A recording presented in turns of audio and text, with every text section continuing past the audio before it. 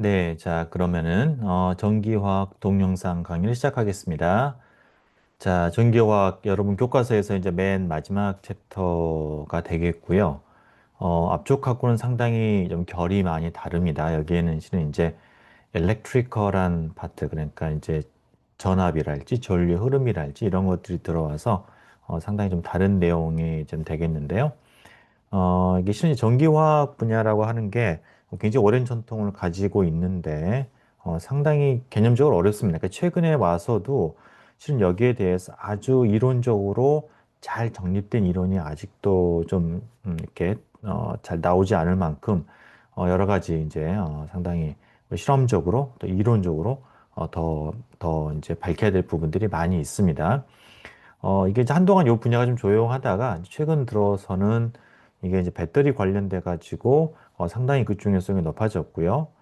여러 가지 개념적인 어려움이 있긴 있지만은 여러분들이 그 기본적인 어떤 건 개념들, 그러니까 어디 용어들 이런 것들에 여러분 친숙해지는 거가 여러분들이 앞으로 이제 그런 배터리 분야랄지 아니면은 저 에너지 분야에서 여러분들이 이제 활용을 할 때 굉장히 중요한 부분이 될 것 같아요. 그래서 이제 좀 여러분 굉장히 이제 이번 학기 동안 많은 내용을 여러분들이 학습을 했는데 좀 끝에 여러분들 짬짬이 요 내용을 갖다가 여러분들이 개념을 좀 익히시고 앞으로 활용하셨으면 좋겠습니다.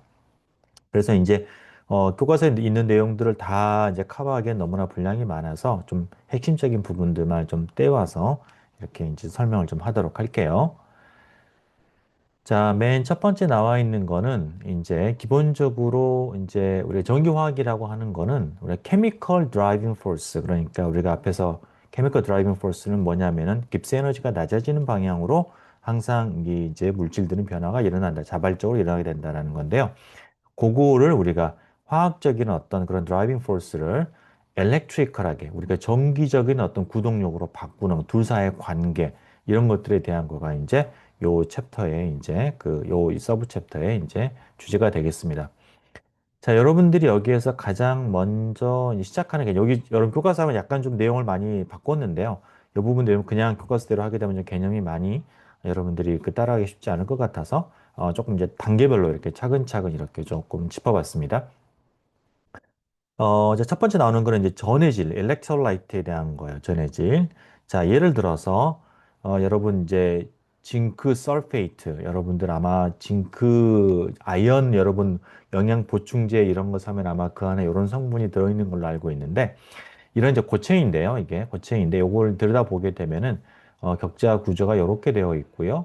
보면은 이제 SO4 그러니까 설포가 가운데 있고 옥시전이 네개가 배위되어 있는 이런 것들이 쭉 있고 그 사이사이에 이제 징크들이 이렇게 이제 박혀 들어가 있습니다. 물론 이제 옥시전은 이제 쉐어가 되고 있는 거고요.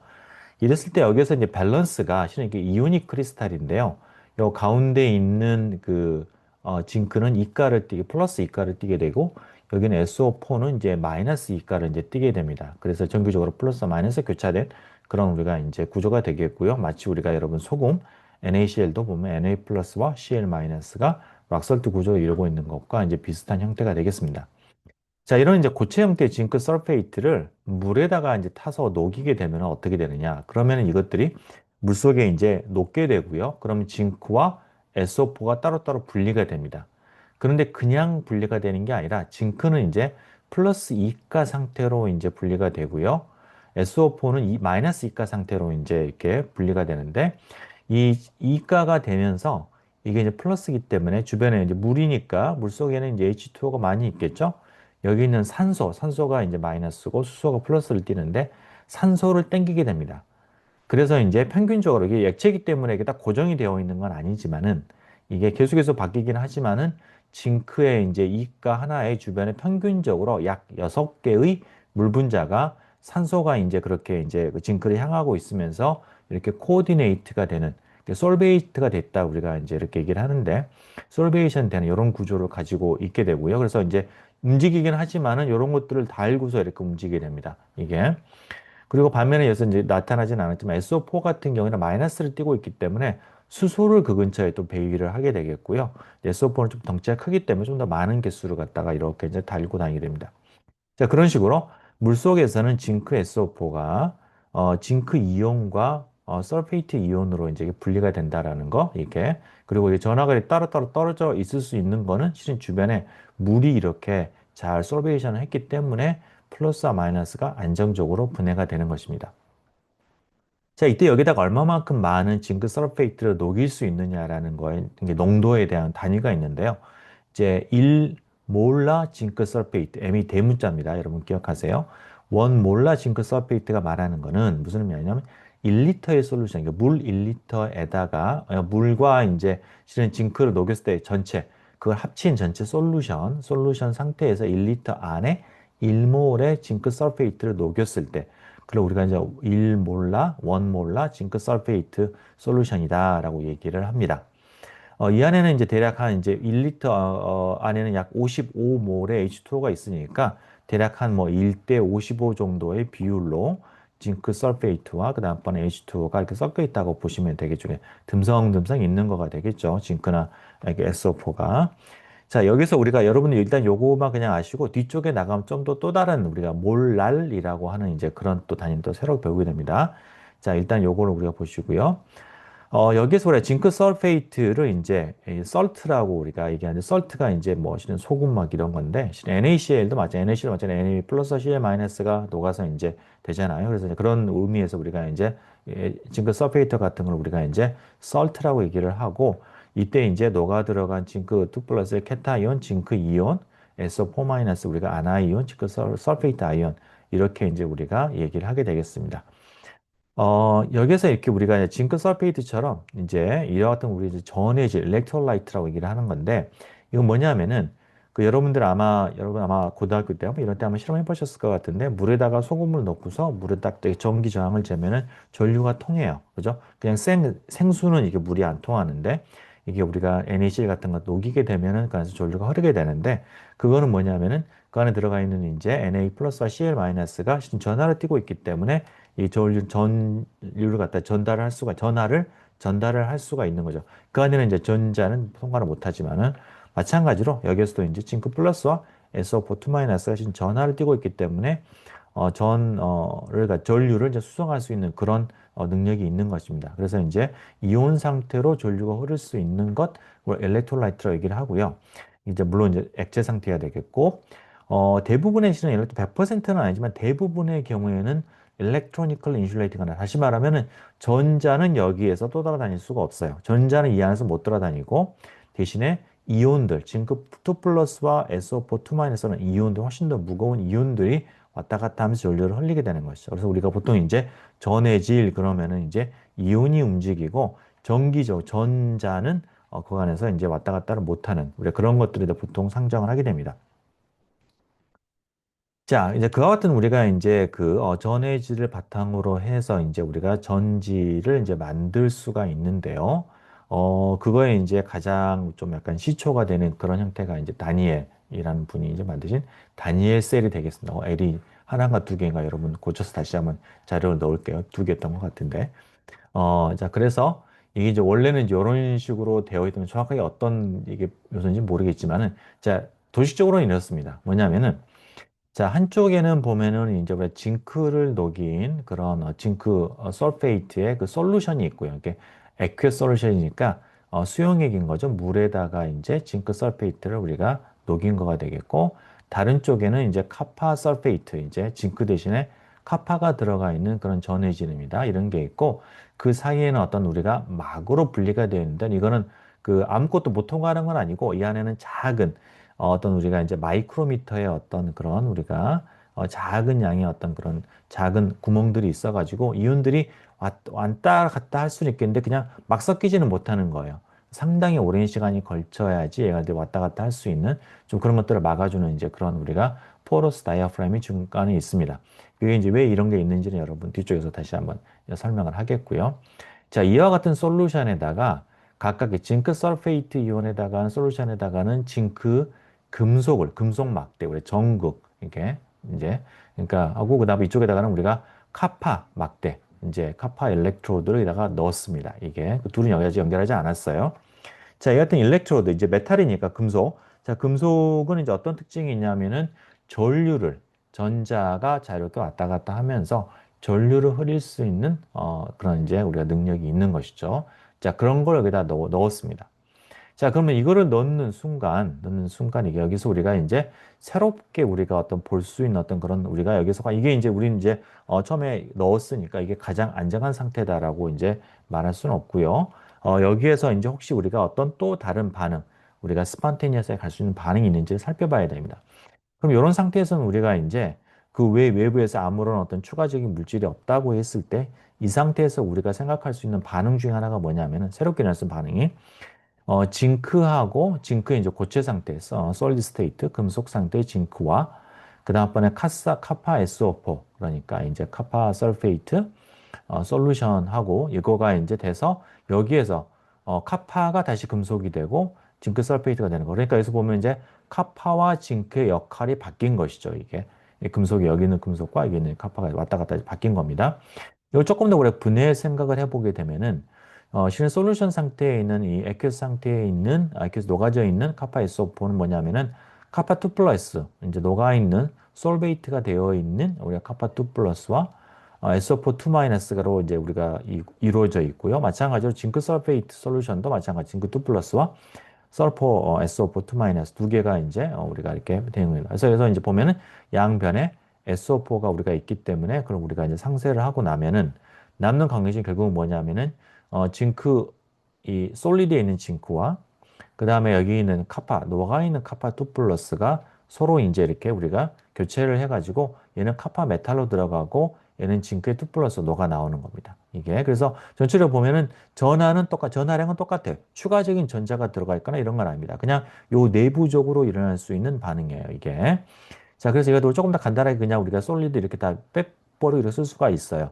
이게 쓰는 이유는 우리가 이제 징크 이렇게 뭐 징크 이게 원자 아니냐? 원자는 뭐 전혀 불안정하기 때문에 우리가 이제 제외를 하는 거고요. 그래서 이제 징크를 쓰면 그냥 이 징크 우리가 고체 상태, 메탈 상태의 징크를 의미하는 거가 되겠고 카파 2 플러스 그러면 이게 공중에 그냥 카파가 이가를 띄면서 있을 수는 없다. 너무나 불안정하니까. 이런 것들은 실은 이제 액체 안에서 그 방금 아까 봤던 것처럼 물 분자에 의해서 배위가 됐을 때만이 안정적으로 나올 수가 있는 거기 때문에 우리가 그냥 카파 2 플러스 아케스를 다 빼더라도 아하 얘는 그냥 어딘가 녹아 들어가 있는 거구나 라고 우리가 이제 짐작을 하는 겁니다. 그래서 이제 그런 기호들을 빼고 나면 간단하게 이런 우리가 이제 식으로 반응식으로 표현할 수가 있겠습니다.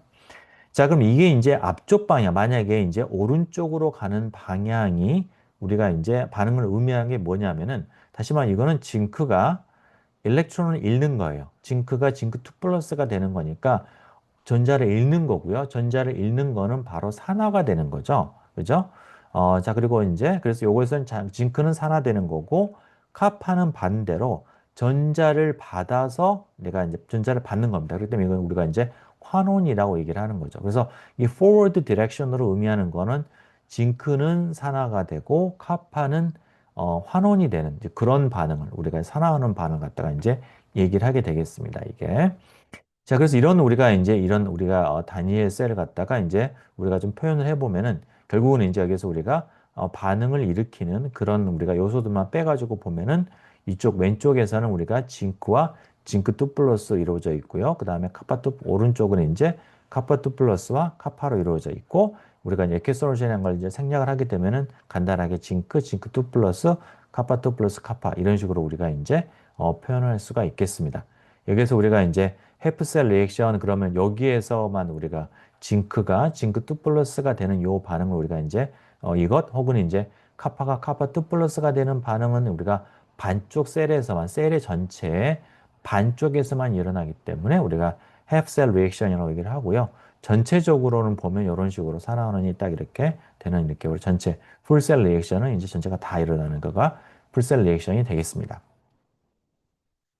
자, 그럼 여기에서 우리가 이제 그러면은 조금 더 이제 그 반응을 우리가 추적을 해보는데요. 예를 들어서 우리가 실제로 뒤에서 보면 이제 그렇지만은 이 앞쪽으로 이렇게 forward 디렉션으로 가는 반응이 깁스 에너지가 마이너스가 되는 방향이다. 깁스 에너지가 낮아지는 방향이라고 칩시다. 그렇게 돼요. 자, 그 얘기인즉슨 뭐냐면은 징크가 산화가 되고 카파가 환원이 되는 게 스폰테니어스야. 그냥 우리가 아무 짓 안 하더라도 자발적으로 일어나게 되는 반응이라는 얘기 됩니다. 그죠? 자, 그래서 이런 반응을 통해서는 우리가 이제 징크는 여기 있는 우리가 이제 징크 메탈에 있는 징크 원자가 징크 2 플러스로 우리가 녹아 나온다. 그래서 우리가 이제 디졸루션이라고 얘기를 합니다. 이제 금속에서 금속이 어떤 우리가 이제 액체로 우리가 녹아 나오는 것이죠. 디졸루션 얘기를 하고요. 반대로 이제 카파는 여기 우리 용액 상태에 있던 카파 2 플러스가 이제 환원이 되는 거죠. 그러니까 원자로 우리 금속으로 붙는 것이죠. 이걸 우리가 이제 플레이팅, 이제 금속의 도금이 된다라고. 금속이 이제 그래서 금속이 또 늘어나는 거죠, 양이. 그래서 우리가 이제 도금된다 해서 플레이팅이라고 얘기를 합니다. 그죠? 자, 그런데 이 과정에서 보면은 우리가 원래 반응식 자체에서는 서로 이제 전자가 이렇게 뭐 전체적으로 네트 썸은 똑같잖아요. 그죠? 전하의 개수는 똑같아요. 자, 그런데 실은 이 전자가 그 얘기는 여기 있는 우리가 이제 징크 트플러스와 징크와 카파 있는 거가 서로 전자를 주고 받으면은 우리가 그냥 뭐 깔끔하게 될 텐데 문제는 뭐냐면은 이 일렉트롤라이트는 전자가 통과를 못 해요. 그죠? 그래서 전자가 통과를 못 해서 그 전자는 그냥 금속에서만 왔다 갔다 할 수가 있습니다. 이게 자, 그래서 여기 있는 전자가 그래서 여기 있는 여기서 징크가 징크 2 플러스 나오면서 남아 도는 두 개의 전자는 카파 2 플러스를 바로 가지 못하고 그냥 금속에 그냥 이렇게 그냥 못 떠나고 금속에 붙어 있는 겁니다. 이렇게 붙어 있고요. 자, 반대로 카파 2 플러스는 뭔가 전자를 받아서 도금이 돼야 되는데 전자를 줄 때가 여기서 있는데 이미 떨어져 있기 때문에 못 오죠. 그렇기 때문에 그냥 플러스 전화를 그대로 가지고 금속 도금이 되고요. 그래서 여기는 이제 금속 표면은 플러스 전화로 대전되게 됩니다. 전체적으로 보면은 내가 한 개의 원자가 나오고 한 개의 원자가 플레이팅 됐다라고 하면은 그러면은 이 징크 쪽에서는 두 개의 전자가 남고 이쪽에서는 두 개의 전자가 부족한 투 일렉트론만큼의 이제 플러스 전하가 이쪽으로 되게 됩니다. 그죠? 자, 그래서 이 하나가 원자 하나라고 쳐요. 원자 하나가 이렇게 녹아 나오게 되면은 그러면 이쪽에 어떤 전하가 이쪽에서는 징크 쪽에서는 마이너스 전하가 이제 생기게 되고 이쪽에서는 이제 카파 쪽에서는 플러스 전하가 생기게 돼요. 자, 그럼 두 개의 금속이 원래는 중성일 때는 이게 우리가 바깥에서 어떤 전이차가 없을 텐데 이게 한쪽은 마이너스, 한쪽은 플러스라고 하면은 이쪽 카파 쪽이 전위가 그죠? 볼테이지가 더 올라가게 됩니다. 왜냐면 더 네트로 전하를 가지고 있기 때문에 마치 여러분들 우리가 캐패시터를 생각해 보시면 똑같아요. 캐패시터에 우리가 판이 있고 거기에서 이제 전자가 이쪽에 있고 오른쪽에 있다. 그러면 이쪽이 더 전압이 높습니다. 자, 그래서 이게 우리가 이런 식으로 한 원자가 녹아 나오고 이렇게 도금이 됨으로써 뭐냐면은 이쪽과 이쪽에서 어떤 작은 어떤 볼테이지가 델타 V가 생기게 된다라는 거죠. 어떤 전이차가 생기게 되는 거예요. 자, 이때 우리가 그래서 이제 이쪽에 마이너스고 플러스니까 이쪽 우리가 이제 애노드, 음극이라고 얘기를 할 수가 있겠고요. 이쪽으로 우리가 캐소드, 플러스 양극이라고 얘기할 수가 있습니다. 자, 그래서 이렇게 이제 우리가 마이너스와 플러스가 이렇게 이제, 그 전에 이제 여러분들 요게 되게 여러분 나중에 헷갈리는 순간이 올 텐데요. 이게 이제 양극, 음극 하는 거가 이 화학 쪽하고 물리 및 전자공학 쪽이 좀 약간 다른 듯이 보여요. 그래서 여기에서는 이제 이걸 우리가 이제 애노드, 음극이라고 얘기를 했는데 물리나 전자공학에서는 전자가 튀어나오는 쪽이 캐소드, 음극이라고 얘기를 합니다. 그래서 이제 그렇게 생각하면 얼핏 생각하면 이쪽이 캐소드, 음극이 될 것 같은데 이제 왜냐면 전자가 이렇게 모여 있으니까 이제 실은 그렇지가 않은 거예요. 그래서 이제 그거는 이제 따져 보면은 실은 이제 이게 달라 보일 수 있지만 실은 이제 기준이 다른 것 뿐이고요. 실은 이제 컨시스턴트한 면이 있습니다. 자, 근데 이제 그거는 뭐 따져서 그걸 갖다가 이래서 이런 같은 의미야라고 이제 하기에는 뭐 우리가 굳이 그럴 필요 없죠. 그냥 여러분들이 나중에 물리나 전자공학을 많이 하게 되면은 그러면 이제 그쪽에 관습을 따르고요. 그다음에 여러분들이 전기화학이나 화학 쪽을 하게 되면은 그때는 이제 이쪽 관습을 따르는데 이 전지 분야에서는 이 에노드와 캐소드를 뭘로 디파인 하냐면은 마이너스 플러스라기보다는 이게 산화와 환원이 어느 쪽에서 일어나고 있느냐라는 거를 가지고서 이제 정의를 합니다. 그래서 이제 이 산화가 일어나는 쪽, 그러니까 지금 보면 전 징크가 전자를 잃었잖아요. 잃었으니까 산화가 되고 있는 거죠. 그럼 이쪽 전극이 산화가 일어나고 있는 전극에서는 이거는 이제 우리가 에노드라고 얘기를 하고요. 이건 환원이 일어나고 있죠. 카파 쪽은 이걸 캐소드라고 얘기를 합니다. 그래서 여러분들 혹시 이제 이게 뭐 도움이 될지 모르겠지만은 옥산, 리켓 이렇게 하면은 옥사이드가 옥시데이션 일어나는 쪽이 에노드고 리덕션 일어나는 쪽이 캐토드다라고 하시면은 조금 더 여러분들이 그냥 딱그 옥시데이션이나 리덕션이나 가지고서 여러분들이 이제 판단을 하실 수 있는 그런 게 되겠습니다. 자, 그리고 이때 또 용어가 또 이런 용어가 있는지 뭐냐면은 이 일렉트로라이트 중에서 에노드 쪽에 있는 일렉트로라이트를 우리가 이제 에놀라이트라고 또 얘기를 하고요. 이게 이제 캐소드 쪽에 있는 일렉트로라이트를 우리가 캐톨라이트, 이거 어떻게 캐톨라이트가 되겠죠? 캐톨라이트라고 또 얘기를 합니다. 여러분들 그런 단어도 나중에 이제 한번 들어보실 때가 올 거예요. 자, 그리고 이제, 자, 그런데 이렇게 우리 한번 반응이 일어나게 되면은, 자, 그럼 그 다음에 또 다른 이제 징크 원자가 디졸루션 되고 또 다른 카파2 플러스가 플레이팅이 될 텐데, 자, 그때는 이제 아까하고 조금 다른 상황이에요. 뭐냐면은 이미 이쪽과 이쪽의 전극이 전압차가 있거든요. 그러면은 이게 어디셔널하게 전자를 두 개를 주고 플러스 주려고 하면은 전차가 발생했기 때문에 그 둘 사이만큼 우리가 추가적인 에너지, 그러니까 전자가 두 개 있고, 그러니까 2E의 절대, 이 전자 전하량의 절대값. 이게 이제 원래 E 그럼 우리가 이제 마이너스 전하 얘기하기 때문에 절대값 E를 썼어요.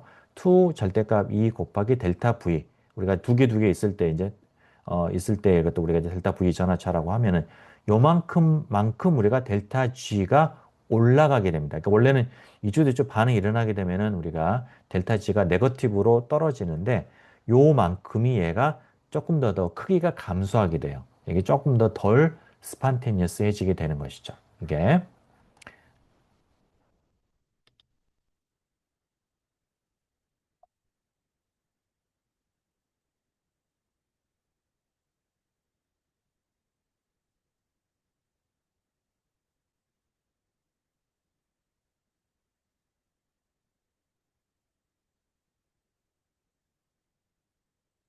네. 자, 그래서 계속 시작을 하면은, 계속 해보면은. 자, 그래서 이제 그 반응들이 이제 쭉 지속이 되면은 점점점 이쪽에서는 이제 점점 징크가 이제 나오게 되면서 얘는 이제 마이너스 전하가 쌓이게 되고요. 이제 플러스 전하가 쌓이게 됩니다. 두 개 양은 같아요, 이게. 그리고 그 동시에 이제 둘 사이의 전위차는 점점 커지게 되는데요.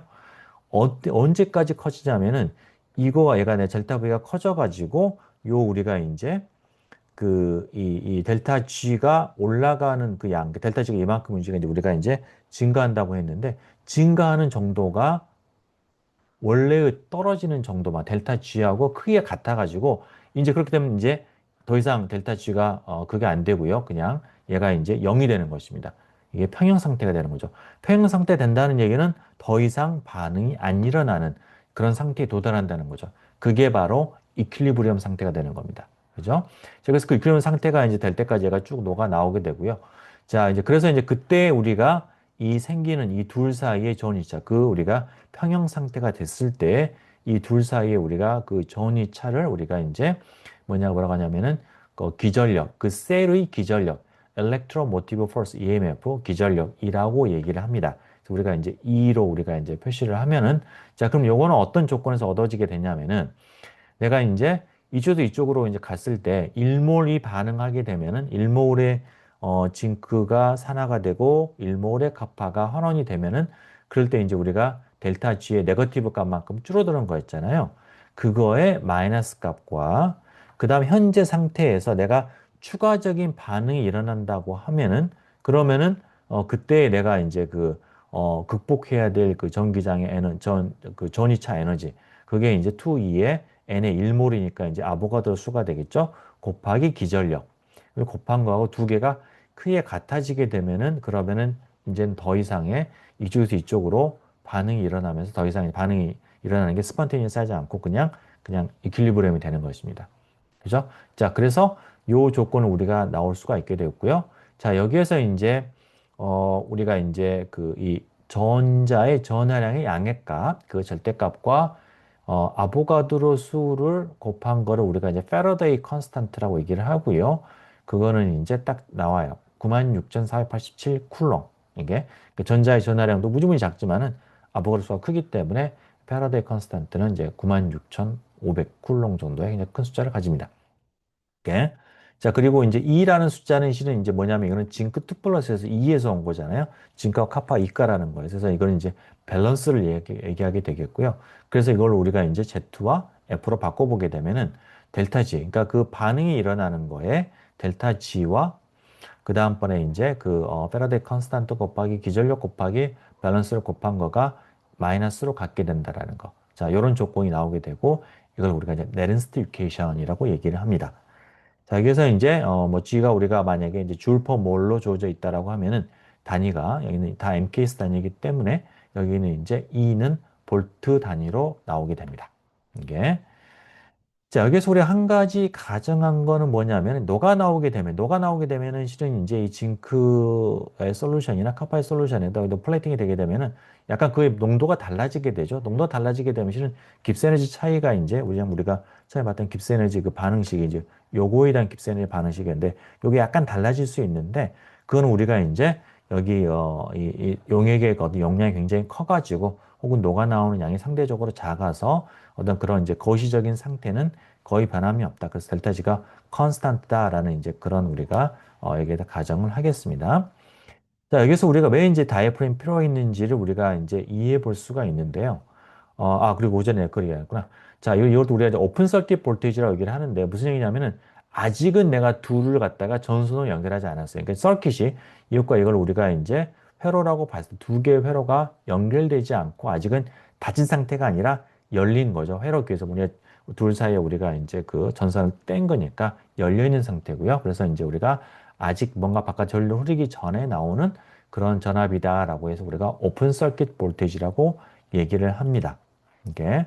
자, 근데 여기다가 이제 우리가 이제 다이프레임을 이제 나온 이유로 다시 가보면은 이게 만약에 없게 되면은 그러면 어떤 일이 생기냐면은 여기는 카파2 플러스가 여기는 이제 여기는 전자가 있고 여기는 플러스가 있잖아요. 그죠? 그러면은 여기는 전자를 뭔가 플러스 전화 갖다 되게 이제 받고 싶어 하는데 그 여기는 카파는 지금 뭔가 전자를 받고 싶어 하는 거죠. 그럼 여기는 카파2 플러스가 그냥 이쪽으로 가버리는 쉽게 가버릴 수가 가버리면은 그냥 카파2 플러스 이쪽에 가서 그냥 전자를 먹게 되면은 그러면은 이게 이제 그냥 이쪽에서 이쪽 전류가 흘러버리게 되는 것이죠.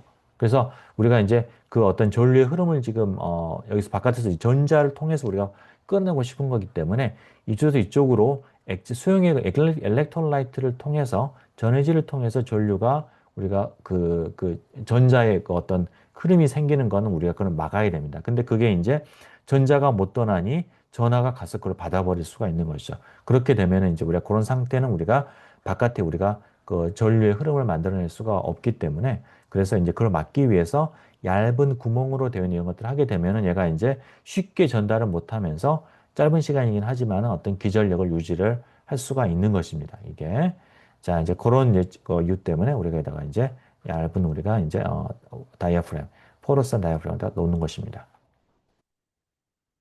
자, 이제는 그러면 이제 외부에다가 우리가 전류를 흐를 수 있는 어떤 우리가 선을 넣는데 어떤 익스턴 로드를 걸어가지고 우리가 이제 전류 흐름을 만들어냅니다. 자, 그러면은 이제 전선을 통해서 전자가 흐를 수 있으니까 이제 전자는 이제 전위가 낮은 데서 높은 데로 가게 되죠. 그러니까 전자가 이렇게 애노드에서 캐소드로 전자가 움직이고요. 이렇게 전류를 만들어내고, 그럼 예를 들어서 우리가 이제 모터 팬 같으면은 로렌츠 폴스에 의해서 모터를 돌리게 됩니다. 선풍기가 돌아가게 되는 것이죠. 자, 예를 들어가지고, 그래가지고 이제 전자가 두 개가 이쪽으로 갔다라고 하면은, 그러면 거기 있는 전자 두 개는 여기 있는 플러스랑 이제 없어지게 되는 거죠. 그러면은, 왼쪽에서는, 우리가 애너드 쪽에서는 전자 두 개가 감소하고, 캐소드 쪽에서는 플러스 전하가 두 개가 이제 감소하게 되는 거고, 전자가 두 개가 더 공급이 되는 것이죠. 자, 그러면 이제 우리가 아까 봤던 그 밸런스, 그러니까 이 델타 G하고 요거가 이제 밸런스가 깨지게 되고요. 그러면은 추가적인 반응이 이쪽에서 다시 이제 일어나서 다시 그거의 개수를 맞추기 위해서 이퀄리브리엄 델타 G와 네른스트 이퀘이션을 만족하는 방향으로 더 추가적인 반응이 일어나게 됩니다. 자, 이때 우리가 이제 이 전자의 흐름이 너무나 빨라버리면은 미처 여기서 뭔가 우리가 전기화학 반응이 이제 그 전자가 징크가 녹아 나온다거나 플레이트 된다거나 이런 것도 하나의 화학 반응이니까 시간이 걸리거든요. 더군다나 이온이 움직여야 되는 거니까. 자, 그래서 이런 시간에 비해서 너무나 빨리 전자는 가볍게 빨리빨리 움직일 수 있겠죠? 그래서 빨리 움직여 버리게 되면은, 그러면은, 이거 원래 처음에 우리가 유지하고 있던 그 전압은 여기에서 우리가 이제 전자와 그 숫자가 딱 내렸을 때 이케이션을 만족했을 때, 그때의 그 볼테이지가 유지가 되게 어렵습니다. 왜냐하면은 너무나 빨리 소진되면서, 근데 미처 이제 징크가 녹아 나온다거나 카파가 붙는 그 어떤 화학 반응이 따라가지를 못해가지고 여기는 전하의 개수가 이제 그거에 미치지 못해서 실은 이제 구동 중에는 우리가 이제 전압이 원래 우리가 처음 봤던 그런 오픈 서킷 볼테이지 그 EMF보다는 떨어지게 되고요. 그게 천천히 일어날수록 이게 좀 전자가 천천히 일어날수록 그 얘기인즉슨 여기 있는 실은 이제 뭔가 이 저항체가 로드가 많이 걸려가지고 그러니까 선풍기로 얘기를 하면 선풍기 팬이 굉장히 무겁거나 팬이 큰 그런 걸로 달아났다라고 하면은 이게 이제 부하가 많이 걸려 전자가 빨리빨리 흐르지를 못합니다. 자, 그런 상태가 되면은 점점 느리게 될수록 얘가 이제 그 최대의 전압을 유지를 할 수 있게 되고요. 전압의 유지가 된다라고 하는 거는 그 상태에서 우리가 이제 어떤 최대의 정기적인 일, 전기 일이라고 하는 건 결국은 볼테이지 곱하기 전압차 곱하기 그다음 움직인 전하량이 되는 거거든요. 그게 최대가 될 수 있습니다. 그래서 이제 그 우리가 이제 어떤 우리 반응이 이제 천천히 혹은 리버서블리 혹은 우리가 코시 이퀄리브리엄 이렇게 일어나게 되면은 그러면은 이제 우리가 어떤 워크가 맥시마이즈가 된다라는 거 우리가 그 비슷한 얘기들을 갖다가 앞전 챕터 5에서 많이 봤었었죠. 그죠? 우리까지 준 어떤 가역 과정으로 가게 되면 이를 최대한 뽑을 수 있다라는 거 그게 여기에도 적용이 되는 겁니다. 바로 여기서 이제 electrical work가 되는 거고요. 그거는 어떤 전류의 흐름이 이렇게 우리가 더뎌졌을 때 느려질수록 이게 전압차를 유지할 수 있기 때문에 최대의 그런 일을 뽑아낼 수가 있게 됩니다. 오케이. 자, 그래서 그 이와 같이 우리가 지금 보면은 결국은 이거를 드라이빙 하고 있는 거는 뭐냐면은 징크하고 카파의 어떤 그 우리가 그 산화환원 과정에서의 깁스 에너지의 차이, 그 차이가 이제 그 차이를 우리가 어떤 이제 전류의 흐름으로 바꾸는 것이죠. 그죠? 그거는 우리가 이제 이 전자는 일렉트로드를 통해서만 흐를 수가 있고 반면에 이제 이온들은 일렉트로라이트 그러니까 전해질을 통해서만 흐를 수 있다라는 그런 우리가 이제 것들을 이용을 이제 활용을 해가지고 졸자의 흐름을 만들어내는 겁니다. 이와 같은 식의 반응, 케미컬한 것과 일렉트리컬한 반응들이 서로 이제 합쳐져 있는 이런 우리가 반응, 또 일렉트로케미컬 리액션, 전기화학 반응이라고 이제 얘기를 하게 되겠습니다. 자, 그리고 이와 같이 우리가 이제, 그런 화학적인 반응을 우리가 이제 통해서 electrical work를 하는 이와 같은 우리가 이제 셀을 갖다가 우리가 이제 갈바닉 셀이라고 통칭해서 얘기를 합니다. 자, 여기에서 이 과정에서 우리가 이제 그 조금 더 깊이 볼 부분이 있는데요. 뭐냐면은 이 전극하고 전해질의 그 계면입니다. 이게. 자, 그래서 일단은 우리가 이제 아까 봤던 오픈 서킷 상태, 그러니까 아직 회로 연결하기 전 상태를 한번 보면은요.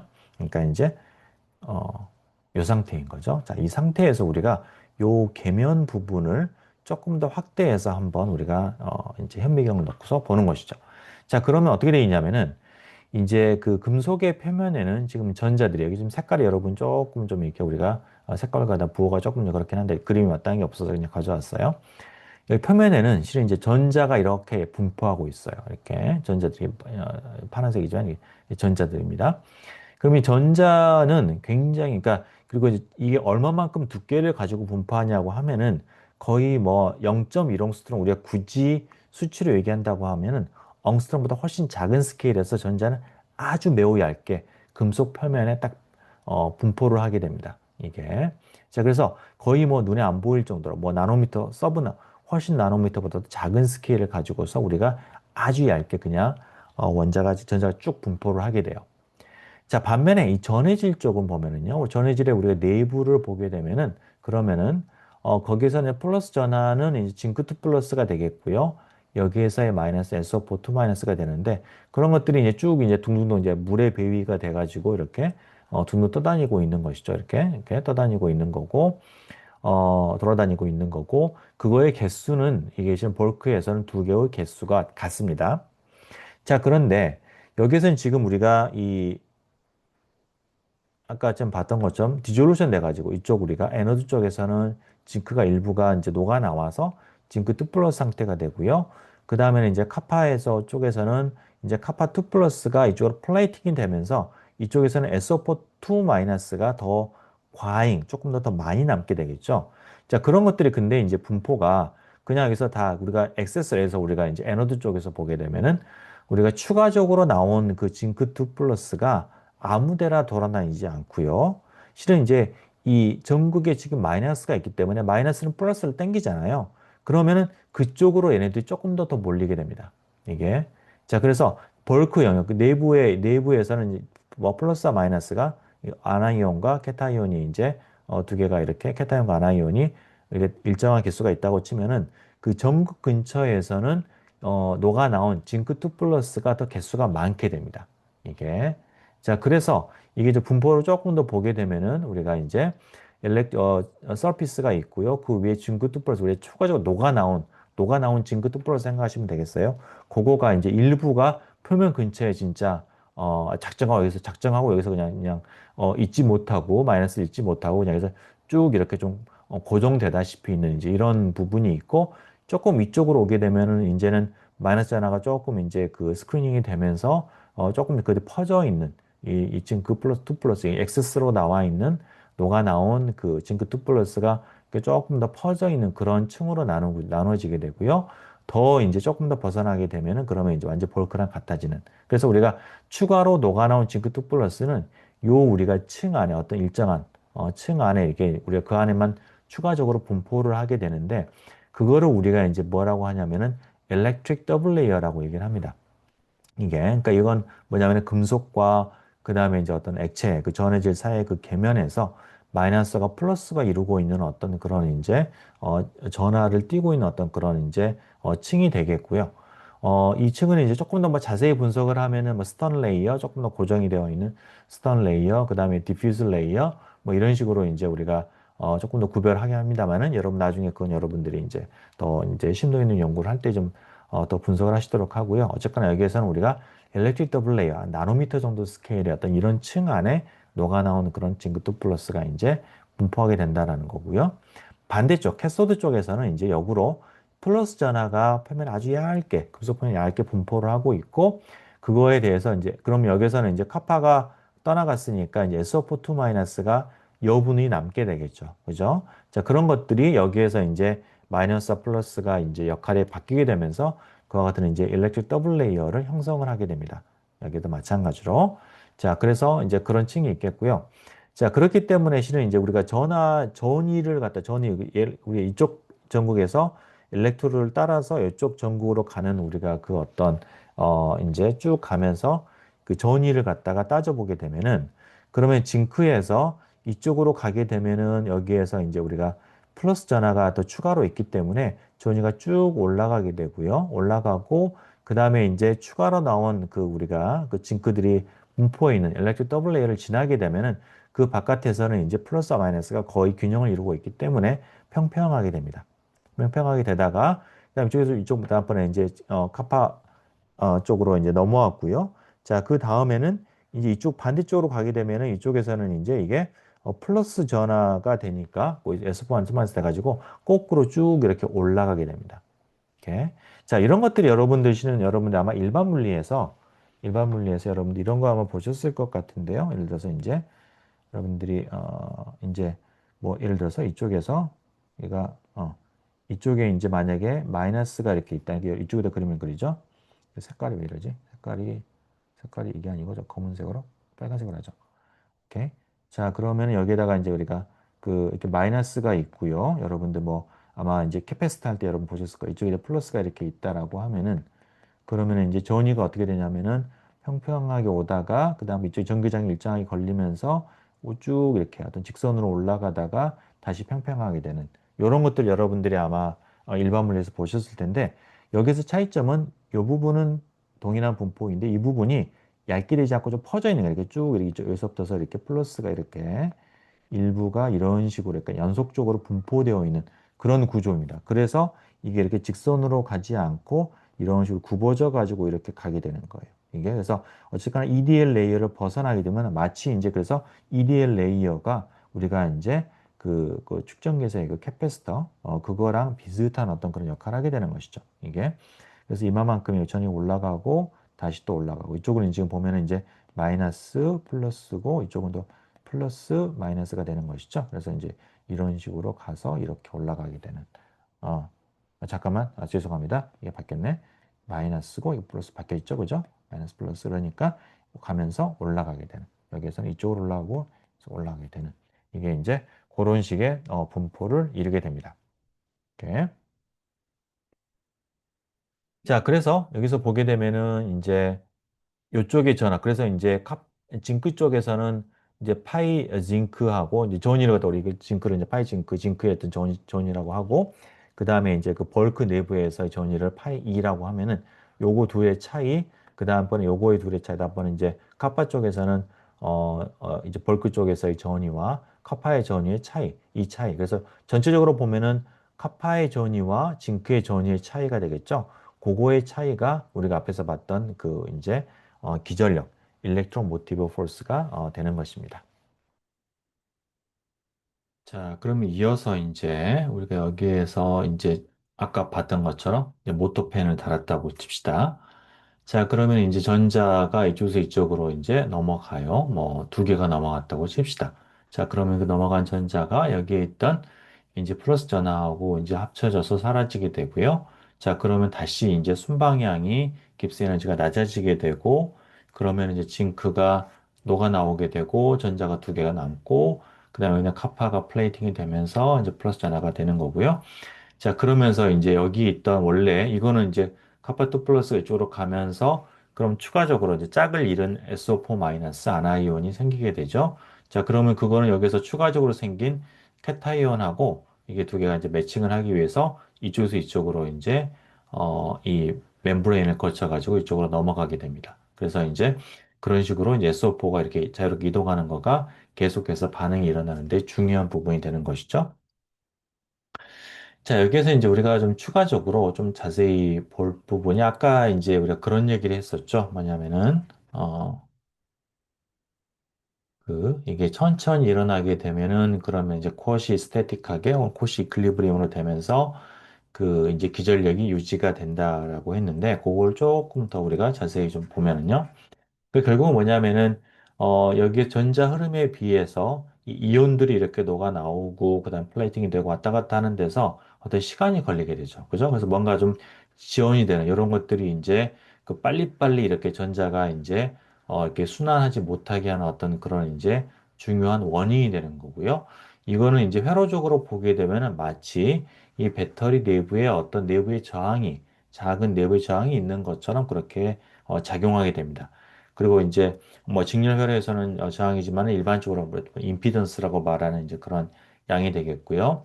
이제 그런 거가 이제 실은 내부적으로 이렇게 있어가지고 요거에 우리가 이제 이펙티브한 전기 회로는 이런 식으로 우리가 볼 수가 있어요. 그래서 내부에 이제 이런 어떤 이제 재배열에 걸리는 그런 시간을 나타내는 그런 이제 내부 저항이 있겠고 그다음에 그거의 바깥에 이렇게 이제 로드에 해당이 되는 그 보트펜과 같은 어떤 그런 저항체가 밖에 있는 것이죠.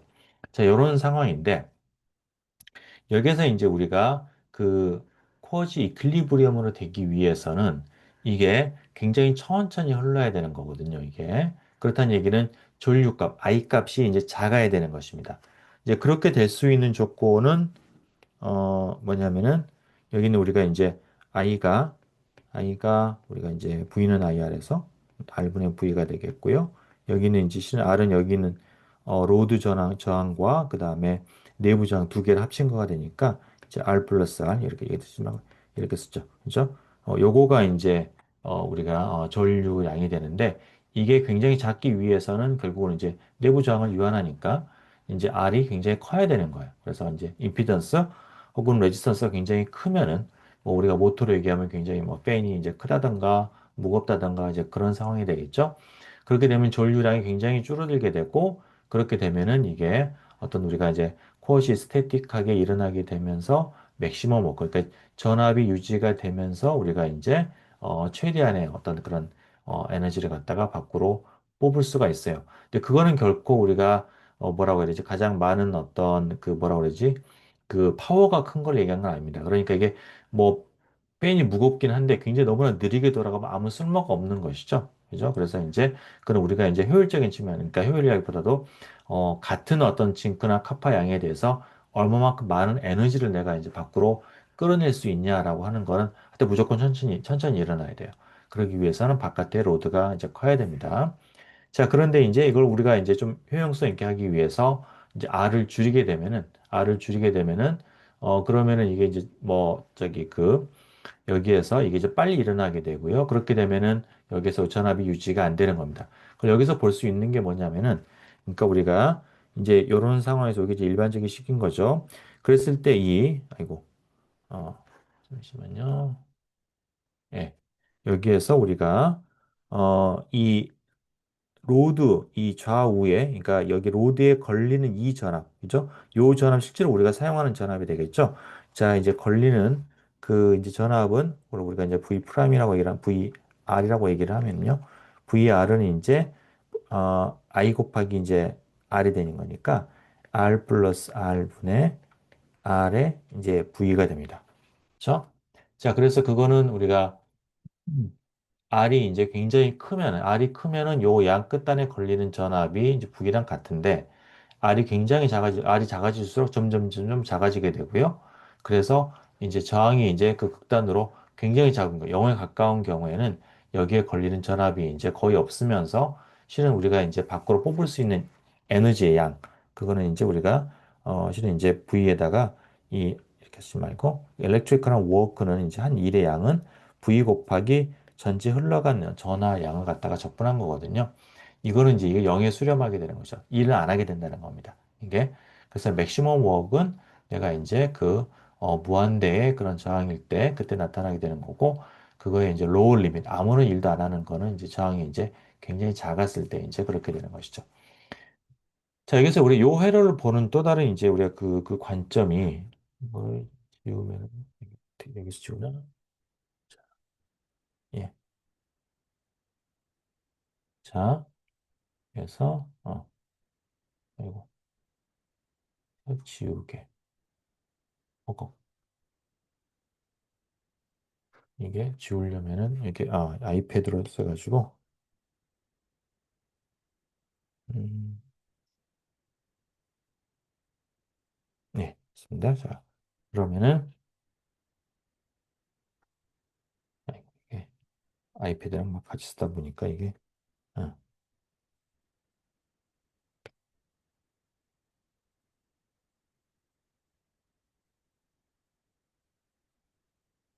예, 자, 그죠? 자, 요걸 보는 우리가 또 다른 이제 그 관점으로 이게 방금 봤던 것처럼 내가 이제 이 로드에 걸리는 그 전압 강하, 이게 이제 얼마만큼 전압이 떨어지냐라는 거는 I 곱하기 R이니까 우리가 이제 I가 R 플러스 R분의 번에 R에 V가 되는 것이죠. 그죠? 자, 그러면은 이거를 우리가 어떻게 생각할 수 있냐면 일종의 이 로드 부분을 갖다가 이 거꾸로 반대 방향으로 놓여 있는 그 배터리처럼 생각할 수 있어요. 이렇게. 이게 이 배터리인데 이거랑 지금 이제 우리가 같은 방향이 되면은 이런 식으로 이게 지금 이게 플러스 마이너스잖아요. 그럼 이게 이제 플러스 마이너스면 거꾸로 지금 이게 반대 방향으로 향하고 있는 것이죠. 이게 지금 같은 방향 향하고 있는 거고요. 이게 반대 방향으로 나가지고 그래서 전압이 가다가 중간에 거기에서 이제 떨어지게 되는 그런 걸로 우리가 생각을 할 수 있는 거. 뭐 이걸 우리가 이제 이펙티브하게 어떤 바깥에서 익스터널한 모티프 요 우리가 로드에 걸린 전압만큼 우리가 이제 배터리를 갖다가 이제 반대쪽으로 갖다 놨다라고 이제 볼 수가 있겠고요. 그래서 그걸 우리가 이제 익스터널 EMF 외부 기전력으로 우리가 그걸 갖다가 이제 생각할 수가 있습니다. 여기 나와 있는 것처럼. 자, 그래서 우리가 이제 R이 0인 경우에는 external EMF가 0인 경우에 해당이 되겠고요. R이 이제 무한대에 있는 어떤 그 극한에서는 VR과 V가 같다라는 거는 실은 얘하고 얘가 1볼트면은 같은 1볼트를 가지는 배터리를 거꾸로 달아놓은 거예요. 거꾸로 달아놨기 때문에 여기에서 지금 이제 아무런 그 이제 전류가 흐르지가 않는 것이죠, 이게. 자, 그런 식으로 우리가 이제 그 로드를 갖다가 익스터널 EMF로 우리가 생각할 수가 있겠고요. 그게 이제 갖게 되면은 가장 맥시멈 이제 어떤 그런 우리가 웍이 된다라는 거가 되겠습니다. 자, 근데 이게 지금 그거보다 커지게 되면 어떻게 될까요? 그러니까 이게 1볼트인데 얘가 2볼트가 되는 상황.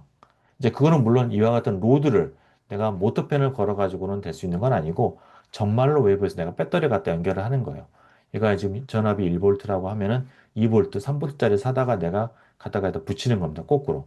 자, 그러면 어떻게 되냐면은 이 이제 갈바닉 셀은 지금 플러스에서 마이너스로 전류를 흘려주려고 하고 내가 바깥에서 붙인 이 익스터널한 배터리, 익스터널 EMF 기전력은 그거의 반대 방향으로 전류를 흘리려고 하죠. 그죠? 자, 그런데 이거는 누가 더 세요? 얘는 1볼트, 얘가 2볼트면은 이게 더 세단 말이죠. 그럼 전류가 거꾸로의 방향, 원래 우리가 갈바닉 셀의 그 플러스 마이너스 그 방향이 아닌 반대 방향으로 전류가 흐르게 됩니다. 자, 그러면은 그게 이쪽 회로로, 이쪽 우리가 이제 그 셀로 보게 되면은 반응이 전자가 이렇게 가는 게 아니라 거꾸로 가게 된다라는 거예요. 이게 이제 배터리를 내가 이제 반대 방향으로 더 큰 배터리를 갖다가 달아놓게 되면은. 거꾸로 간다? 오, 이게 어떻게 가능하냐? 가능하죠. 이게 근데 또 거꾸로 간다는 얘기는 이제 반응이 아까 지금 현재 이 방향에서는 내가 징크가 산화가 되고 카파가 환원이 되는 거였는데 거꾸로 간다. 전자가 이쪽으로 간다는 얘기는 여기 있던 카파가 녹아 나오면서 전자를 여기다 내려놓고 그 전자가 이쪽으로 가고 그 전자를 받아서 징크는 다시 환원이 되는 거예요. 그죠? 반응이 역반응이 일어나게 됩니다. 원래 순방향이 아니라 역방향으로 일어나게 되고요. 그래서 카파는 산화, 징크는 환원 이렇게 되는 거예요. 그죠? 내가 바깥에서 배터리를 거꾸로 달게 되면은 전류를 갖다 거꾸로 흘려주게 되면서 화학 반응, 전기화학 반응이 역으로 일어난다는 거예요. 그죠? 자, 이와 같은 거 우리가 이제 뭐냐면은 바깥에서 일렉트리컬한 에너지 배터리를 갖다가 더 이제 센 거를 붙여가지고 내가 거꾸로 반응을 갖다가 스폰티니어스하지 않은 방향으로 내가 이제 그 화학 반응을 일으킬 때 일으키는 것 그걸 우리가 이제 일렉트롤리시스 혹은 전기 분해라고 얘기를 합니다. 우리가 전기 분해 그럼 여러분 익숙한 거는 물 분해잖아요. 물 분해라는 거가 원래 이제 H2하고 O2가 돼서 우리가 앞에서 한번 그 이제 앞에서 우리가 문제를 푼 적이 있었었죠. H2O2가 합쳐가지고 H2O니까 이게 두 개 되겠죠, 그죠? 그럼 이게 이제 두 개의 H2O 이렇게 물이 되는 건데 이게 이 방향이 이제 우리가 잠깐만요. 그렇죠. 이게 이 순방향이 되는 것이죠. 이게 순방향이 돼서 이제 우리가 이렇게 되는 건데 그게 이제 그런 걸 이용한 게 우리가 이제 뭐 수소차 같은 거죠. 수소하고 산소를 합쳐가지고 물을 만들면서 전기를 뽑아내는 건데 내가 이제 수소를 생산하기 위해서는 그랬을 때는 내가 물을 갖다 놓고 외부에서 전압을 가해 가지고 이제 전기 분해를 합니다. 전기 분해를 하게 되면은 H2가 그 반대 방향으로 H2와 O2로 이제 우리가 전기 분해가 되는 것이죠. 그래서 그게 우리가 가장 많이 익숙한 그런 예가 되겠어요. 그런 것들이 이제 여기에서 배터리를 갖다가 그 반대 방향으로 더 큰 크기를 가지는 거를 반대 방향으로 붙여서 되는 것입니다. 그래서 이제 우리가 여기서 이제 다시 한번 종합해 보면은 익스터널한 EMF 관점에서 보면은 이게 내가 이제 거꾸로 됐을 때 이거에 이게 지금 0일 때는 아무런 일을 하지 않은 거고 이게 이제 같아졌을 때 이제 최대의 그 일을 하게 되는 거고 그거 더 넘어서게 되면은 그때는 이제 전기 분해가 되는 것입니다. 예. 자, 그럼 실제로 한번 전압을 이제 구해 볼게요. 자, 그러면 다시 보면은 다니엘 셀은 이제 우리가 징크하고 카파의 산화 반응으로 이렇게 이제 그 전에 우리가 앞에서 한 가지 빠뜨린 게 있네요. 왜냐면 여기서 용어인데요. 뭐냐면은 이제 보면 이쪽에서 우리가 이쪽 전극, 이쪽 애노드 전극에서는 지금 징크하고 징크 2 플러스가 산화 환원 상태를 환원 산화 상태를 이제 결정을 하고 있죠. 이런 거 우리가 산화 환원이 어떤 묶여 있는 이와 같은 것들을 우리가 이제 리독스 커플이라고 얘기를 해요. 여기에서는 이제 그래서 애노드 쪽에서는 징크와 징크 2 플러스가 리독스 커플이 되어오는 거고요. 그 다음에 이쪽 캐소드 쪽에서는 카파와 카파 2 플러스가 리독스 커플이 되게 되는 것입니다. 이렇게 그런 식으로 용어를 우리가 사용을 하고요. 자, 다시 넘어가서 이제 거기에서 이제 우리가 이것들을 우리가 이제 이걸 계산하려고 하면 결국은 이제 이 액큐어스 상태에서의 그 프리 에너지를 계산을 해야 되는데 이거는 이제 컨센트레이션에 따라서 이게 얼마큼 많이 녹았냐에 따라서 그게 달라지게 되겠고요. 자, 그래서 그거의 하나의 극한으로서 우리가 굉장히 최대한대로 녹였다. 솔루빌리티 리밋까지. 그래서 그게 이제 징크 설페이트 같은 경우에는 물의 한 3몰 정도, 카파 설페이트 같으면 조금 더 작아서 1.3몰 정도, 그 정도가 이제 녹는데요, 리터당. 여기 근처까지 가게 되면 이제는 이제 굉장히 많이 녹아 더 이상 녹지 못하니까 어떻게 되냐면은 얘네가 이제 거의 고체 상태로 다시 이게 이제 그 석출돼서 나오게 됩니다. 자, 그와 같은 saturated solution인 경우에 이게 이제 최대한대로 녹아져 있는 saturated solution의 경우에 있어서는 그 이제 녹아 있는 것과 그 다음번에 고체 상태가 이제 거의 동일하게 되는 것이죠. 그죠? 자, 그래서 그런 우리 saturated aqueous solution의 경우에는 우리가 이런 것들을 이제 이해하고 석출되어 나오는 고체 상황과 같은 우리가 이퀄리브리엄이기 때문에 프리 에너지를 갖게 되는 거고요. 결국 이제 더모다이내미컬하게 우리가 이제 솔루션 대신에 그냥 카파 설페이트, 징크 설페이트의 솔리드 에너지를 사용할 수가 있습니다. 그래서 이런 우리가 고체의 어떤 프리 에너지들은 이제 잘 테이블로 나와 있고요. 그걸 찾아보게 되면은 이 프로세스에 이제 요 이제 반응의 깁스 에너지는 마이너스 21만 3,040줄로 이제 나오게 되고요. 자, 그러면 거기에서 우리가 앞에 했던 네른스트 이퀘이션을 한번 가져와 보면 네른스트 이퀘이션 어떤 거였냐면 요거였죠. 그죠? 여기서 델타 G는 마이너스 GFE. 자, 그래서 그거가 이제 다시 말하면 E는 이제 우리가 마이너스 델타 G를 갖다가 이제 GF로 나눈 건데 여러분 약간 F 노테이션이니까 패러데이 컨스탄트가 여러분 교과서는 굉장히 화려하게 되어 있어요. 이제 그 E도 마찬가지고 그냥 우리가 아까 앞에서 했던 그냥 E하고 평범한 E와 F 동일한 겁니다. 자, 그래서 그걸로 계산하게 되면은 지금 델타 G가 마이너스니까 마이너스면서 플러스가 되는 거고요. 2 곱하기 그다음에 이거 돼가지고 1.1볼트 그러니까 이쪽에 이제 그 캐소드 쪽에 1.104 볼트가 더 높게 됩니다. 자, 이와 같이 그 우리가 이제 그 리액턴트와 프로덕트가 각각이 스탠다드 스테이트인 경우에, 그러니까 보면은 징크하고 카파가 솔리드 스테이트, 그다음에 카파 옥사이드의 스탠다드 스테이트. 자, 그렇게 있을 때 그런 상황에서의 우리가 그 나오는 어떤 기전력을 우리가 이제 스탠다드 EMF 오브 더 셀, 그러니까 그 전지의 표준 EMF다, 표준 기전력이다라고 얘기를 하고요. 여기다 우리가 동그라미를 붙이게 됩니다. 자, 근데 여기에서는 우리가 이제 표준 상태를 Saturated Aqueous Solution으로 했는데 뒤쪽에서는 조금 다르게 우리가 정의를 해요. 그래서 근데 뭐 일단은 여기서는 이렇게 우리 여러분들이 보시면 되겠고요.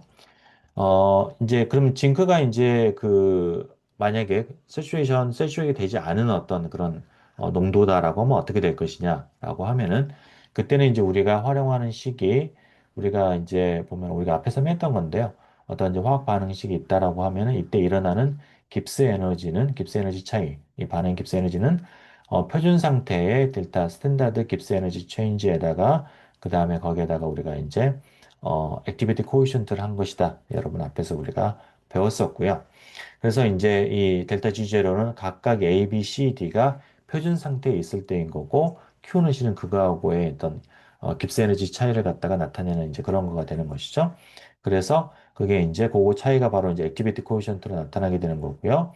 그래서 이제 그거를 보게 되면은 우리가 앞에서 이제 일반적인 상황에서는 우리 표준 상태 대비 그다음에 거기에 대해서 여기에서 이제 액티비티 코에피션트를 갖다 쭉 곱한 거가 되는데 우리는 반응식에서 보면은 징크하고 카파는 이미 스탠다드 스테이트니까 이제 그거는 이제 우리가 엘렉트로드가 있는 거잖아요. 그러니까 그건 항상 일로 되는 거고 남는 거는 이제 징크 설페이트와 카파 설페이트가 녹았을 때 액티비티 이제 그게 어떻게 되느냐 그 비에 의해서 이 입실론 이 제로가 스탠다드 EMF에서 이제 차이가 생기게 됩니다. 이렇게. 자, 그래서 뭐 온도와 온도 T를 넣게 되면은 여기서 우리가 0.0296이 돼가지고 약간의 이제 우리가 뭐 숫자가 작으니까 아주 큰 변화는 아니고 몰 농도나 이런 거에 따라서 조금 변하게 됩니다. 이걸 좀 더 우리가 좀 디테일하고 체계적인 거는 뒤쪽에서 우리가 이제 다시 한번 다루도록 하겠어요.